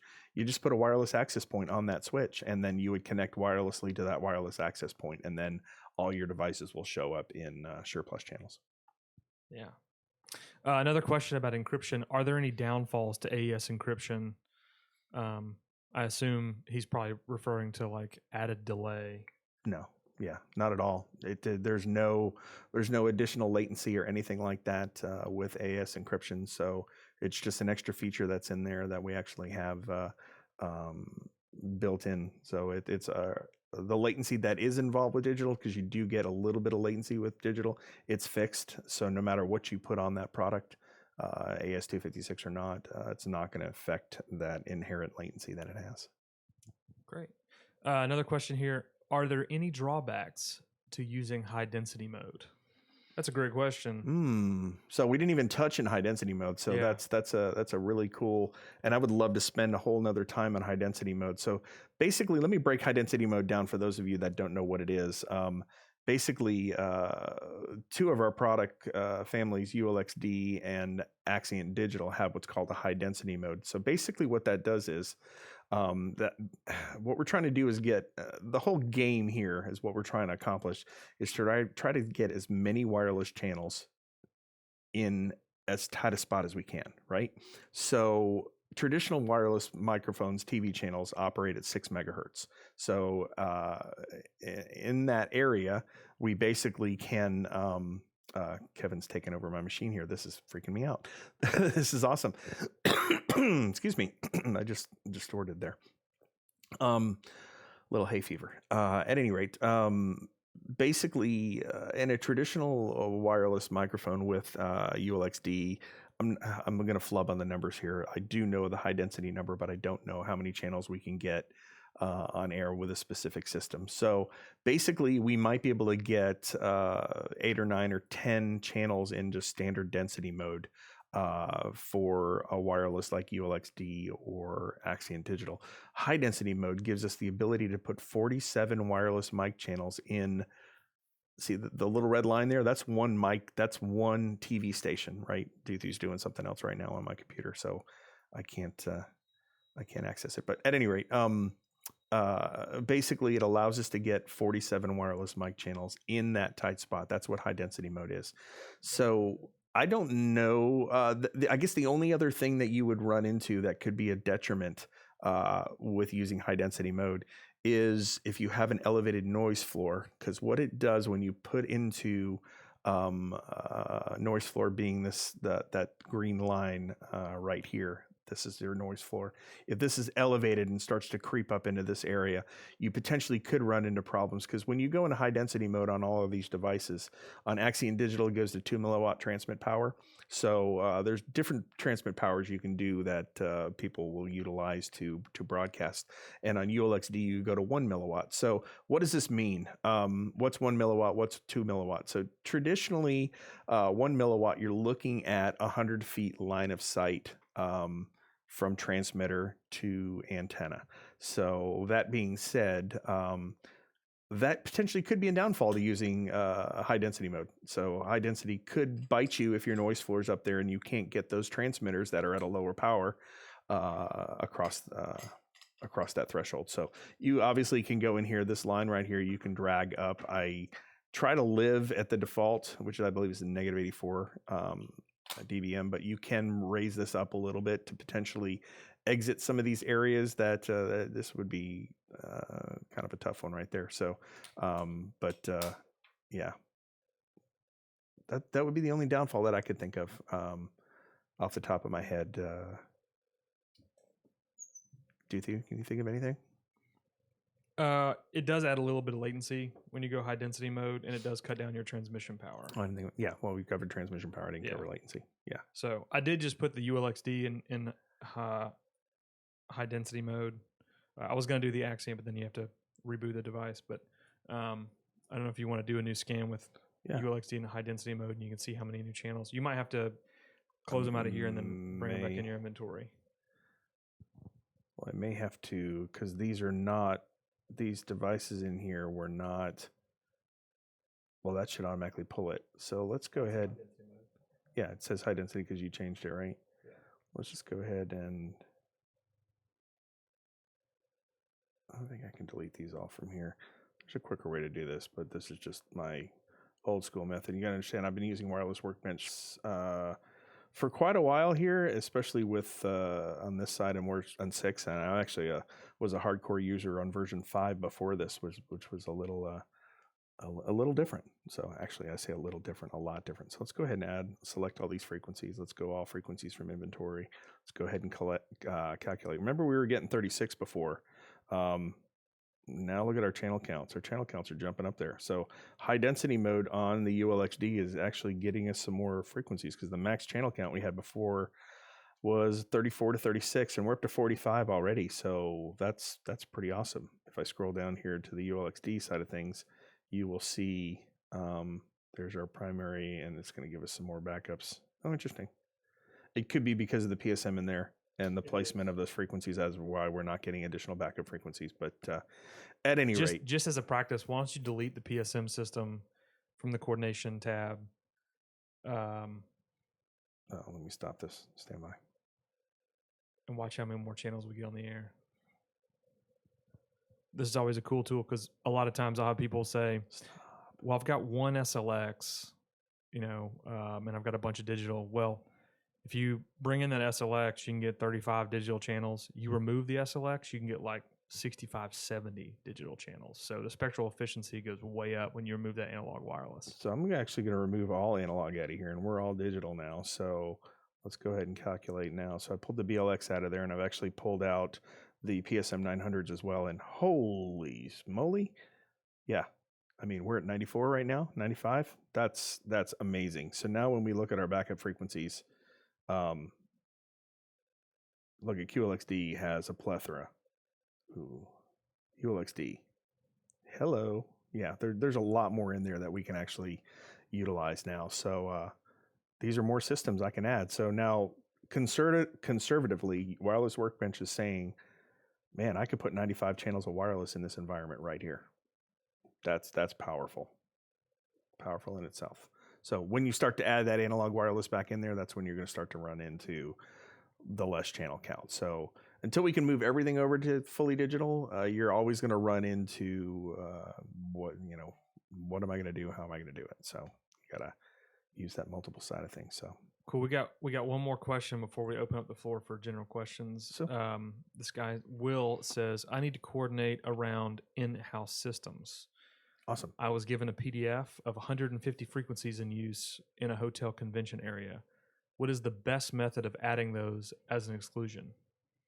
So I guess he's talking about adding those to his inventory page and assigning frequencies to those. You can do that, but you can also do that here. I'm not going to get into this too deep, but we can chat about this offline. Obviously, I could spend a bunch of time on this, but we can actually add under Spectrum additional exclusions. So I can actually go in and actually add in those channels in here to say avoid these frequencies, and it would create basically exclusions in the Workbench, just like you're seeing here on the TV channel. That TV channel, everything that's blue and red, those are exclusions. So anything that hits this line is going to turn blue.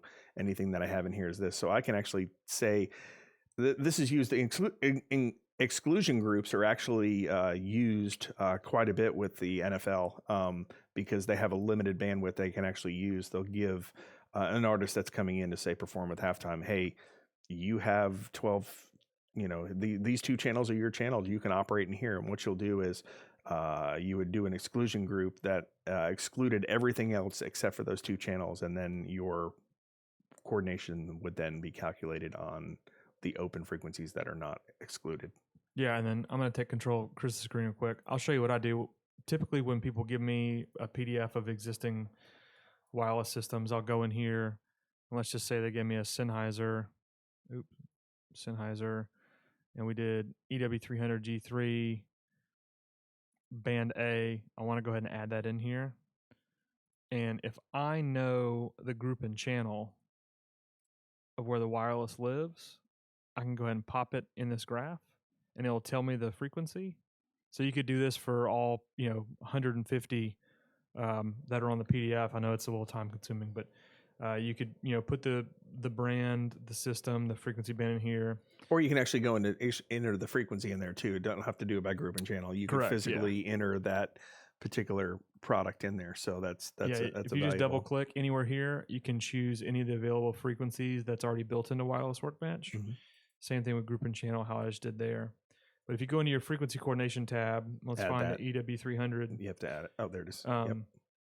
So if we know that we have to work around this frequency and we don't want to mess with it, you can lock it. So now when you do a calculation, it'll calculate around this locked frequency. So it won't move.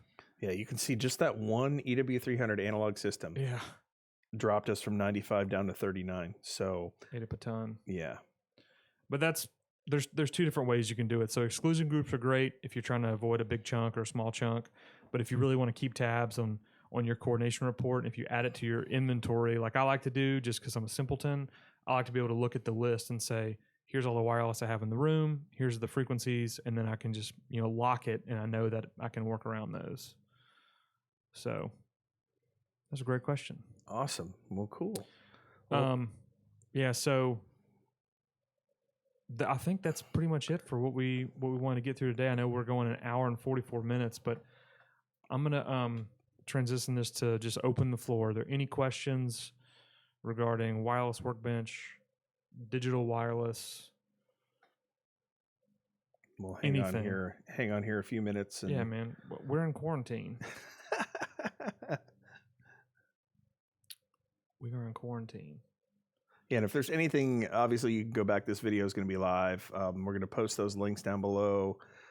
You can go back and look at any part of this video, and if you've got any additional questions, obviously reach out to either one of us. We just so you know, I'll put on here too. Our main website is HWPco.com. That's H as in Henry, W as in W, P as in Phillips, CO for company.com, and you can go on there, and Kevin Duthy's on there, Chris Adler, anyone in the system support team you can reach out through there. There's LinkedIn profiles on there, Facebook profiles, and direct emails, so you can contact us if there's any questions, or if you need, obviously, if there's any integrators on this webinar, reach out to your rep. I mean, that's a great line. A lot of our reps that we have 170 of us in the country.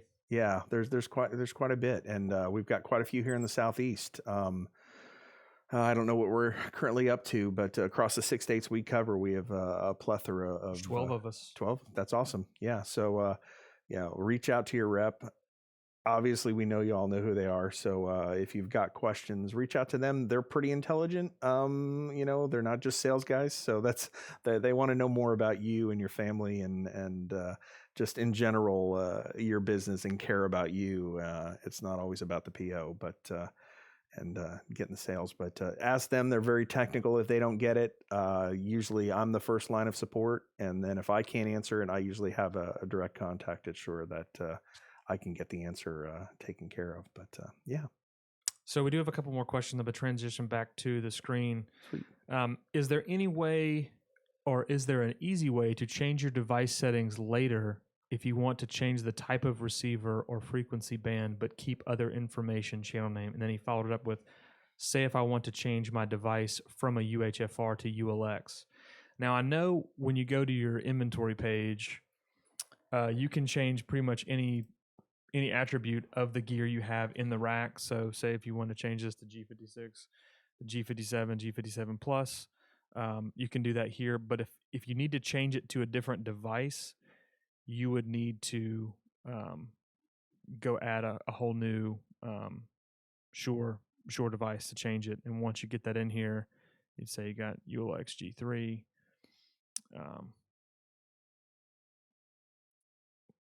cancel out? Where'd it go? Add new device. So I'm remote controlling his desktop from my computer, so it's a little laggy.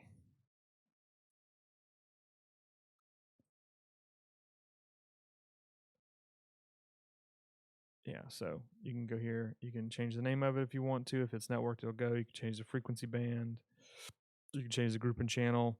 You can type in the frequency. You can put it in different zones, which we didn't even really cover zones today because, like I said, we're just touching the tip of the iceberg here. So, but that is a good question. Yeah, you can change pretty much everything except the type of unit in Wireless Workbench. So, let's see. The other question was, how do you coordinate frequencies if you don't have the software available? Is there a website you could possibly recommend that does the calculation for you? So, we did touch earlier on the Wireless Frequency Finder website, which I'll transition back to Chris's machine, and we'll go to Wireless Frequency Finder. Now, this won't do a coordination for you, but it'll get you in the ballpark. And by ballpark, I mean it won't tell you where to put stuff. It just kind of shows you what's available for your area based on the current FCC publishings. So we can run through this exercise right here, and you just type in your location. So, sure. Say you've got QLXD. You hit search, and it'll tell you for G50, J50A, H50, V50, etc. You can click on the individual boxes, and it'll expand, and you can see, yeah, we can probably get 90 channels wherever the zip code is that you just put in. It's in Colorado Springs, I believe. Colorado Springs. Yep. And you can see the individual frequencies, and it tells you the TV channels, the frequency range. Now, here's something else that's really cool on this website. If you scroll all the way down, you can get to the TV channels, the unavailable block. This shows what TV channels are all up in your neck of the woods. So you can actually click on show frequencies, and you can see where you shouldn't operate. So these could be weak in your area. They could be strong in your area. But as you can see, most of these are 8 miles away from the zip code you put in. So chances are you're probably going to see them if you do a scan. So what this is not going to do, it's not going to allow you to do a coordination across multiple frequency bands or multiple devices. So this is great if you've only got, like I say, I use this as a tool to at least get me in the ballpark of how many I can use in a specific area based on a zip code. I can't completely do my whole coordination from this particular page. So we do have another question. He says, Will says, in inventory, right click on a receiver panel, show up. The audio tab allows gain change. How does this panel differ from IR presets, and does one override the other? That's a great question. I know if you have IR presets set on your device, it will override whatever you put in here. IR presets are used for if you know that you always kind of are using an MX153 headset with your body pack. That the gain's supposed to be at plus 20. You can save that as an IR preset, and when you sync the pack, it'll automatically tell the pack what to do. But digital wireless works different from analog wireless, where analog wireless, you actually have a gain on the transmitter and then usually an output on the receiver. With digital wireless, the Shure digital wireless, all the gain on the microphone happens automatically. On ULXD and Axient Digital, there is a mic offset and a pad, but everything just kind of happens automatically. So the gain settings you see on the monitor are actually the receiver output. So this is changing the XLR output on the back of the receiver. So you can do this remote. I hope that answered your question. I turned my mic off because I had an allergy cough. So, quotes allergy cough. Yeah, lovely. Let's see, remote of his Mac computer. What program did you use? That's a good question. Yeah. So we're actually just using Mac OS. So if you go into the Finder window on your Mac, and if you're on the same network as another computer, you'll be able to see. I think I might have to do it on Yeah, my I can't do it here. I wonder if I can drag it over there. I can't. But if you go in the Finder window, you'll see network. See if I can go. And then if there's any other Macs on the same network, like I'm seeing Chris's MacBook Pro here, and you can click on that and you can connect to it and you can share the screen. So I've got his screen on my external monitor, and I can also control his screen, but he can't control me. So You have to set some preferences in the controllable Mac that you're using. It's just a built-in OS function. You basically have to let it know. I forget what I did here. I actually had to go into system preferences for it's under the sharing side. This is on the receiving end of it, and I actually have screen sharing turned on, file sharing, and remote login just to but you need to know the username and password obviously to get onto that machine. But it says other users can access your computer screen either at VNC or in the Finder sidebar. So that's yeah, I mean you can screen share from a lot of stuff. I mean you can screen share from most teleconferencing apps. You can screen share from Bonjour or messages on Mac. Oh yeah, Jesse just said you could do from messages. So that's a good question. It really helps in times where you need to stay socially distanced, 6 feet apart. You don't want to be next to each other, but you want to control each other's computer. This is a good way to do that. Will also asked, what is mic offset? So I believe offset is just the offset from 0 dB. So if think of it like gain on a guitar amplifier. So you can change it up and down, move around. So if it's a depending on the impedance of the microphone, if it's an extremely high impedance microphone, it might not need a lot of offset. But if it's a low impedance microphone, you might need to offset the dB a little bit just to get the gain structure set kind of right. Can 2 instances of Wireless Workbench be running on the same networked system? Lovely. Yes. I.e., 2 computers monitoring the same AD4Q. Yes. That's a great question. It's dangerous, but it's also a great question. It's dangerous because up until I can't remember when the beta happened with that and when it was released, but there actually is this really, really cool feature that the first instance Wireless Workbench, because you don't want to give too many people control, right?